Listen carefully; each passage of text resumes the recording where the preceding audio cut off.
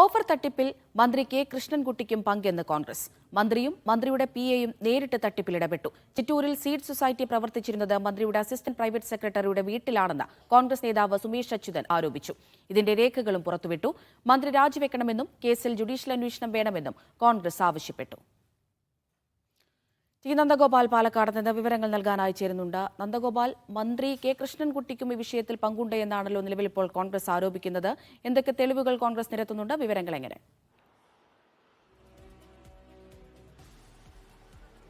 അമൃത, കഴിഞ്ഞ ദിവസം ചിറ്റൂരിൽ ചില സ്ത്രീകളൊക്കെ രംഗത്തെത്തിയിരുന്നു. അവർ പറഞ്ഞത് മന്ത്രിയുടെ ഓഫീസിൽ വെച്ചാണ് ഇത്തരത്തിൽ പണം കൈമാറിയത്. മന്ത്രിയുടെ ഓഫീസിൽ വെച്ച് കൈമാറിയത് കൊണ്ടാണ് തങ്ങൾ ഈ കാര്യം വിശ്വാസ്യതയിൽ എടുത്തത് എന്നുൾപ്പെടെയായിരുന്നു. ഈ കാര്യങ്ങൾ തന്നെ ചൂണ്ടിക്കാട്ടിക്കൊണ്ടാണ് ഇപ്പോൾ സുമേഷ് അച്യുതനും രംഗത്തെത്തിയിരിക്കുന്നത്. DCC വൈസ് പ്രസിഡന്റാണ്.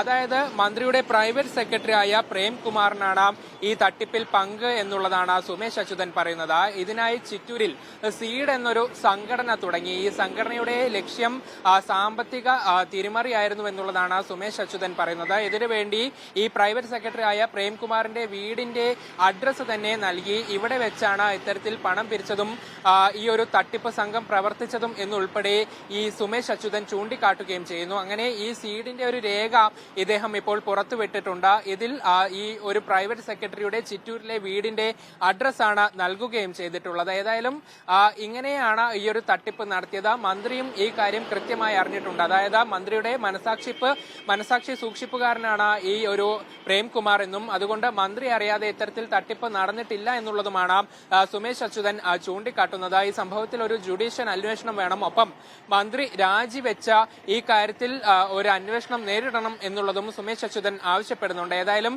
വരും ദിവസങ്ങളിലും കൂടുതൽ തെളിവുകളൊക്കെ തന്നെ പുറത്തുവിടും എന്നുള്ളതാണ് കോൺഗ്രസും ചൂണ്ടിക്കാട്ടുന്നത്. സൊസൈറ്റി പ്രവർത്തിച്ചിരുന്നത് മന്ത്രിയുടെ അസിസ്റ്റന്റ് പ്രൈവറ്റ് സെക്രട്ടറിയുടെ വീട്ടിലാണ് എന്നുള്ള ആരോപണം കോൺഗ്രസ് മുന്നോട്ട് വെക്കുന്നുണ്ടല്ലോ. അതിലെ സത്യാവസ്ഥ എങ്ങനെയാണ്?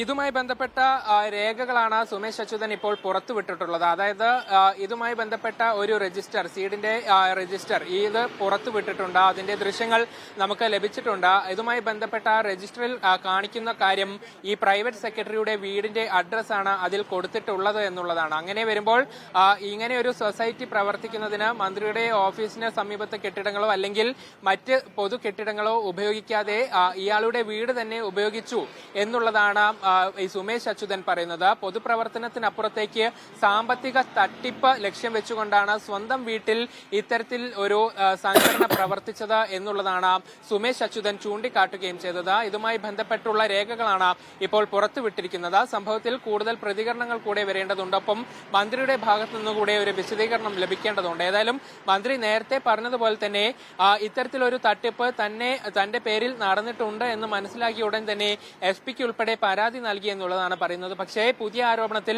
ഒരു പ്രതികരണം നടത്തിയിട്ടില്ല എന്നുള്ളതാണ്. മന്ത്രി മറ്റു പരിപാടികളുമായി പുറത്താണ് എന്നുള്ളതാണ് മനസ്സിലാക്കുന്നത്. ശരി.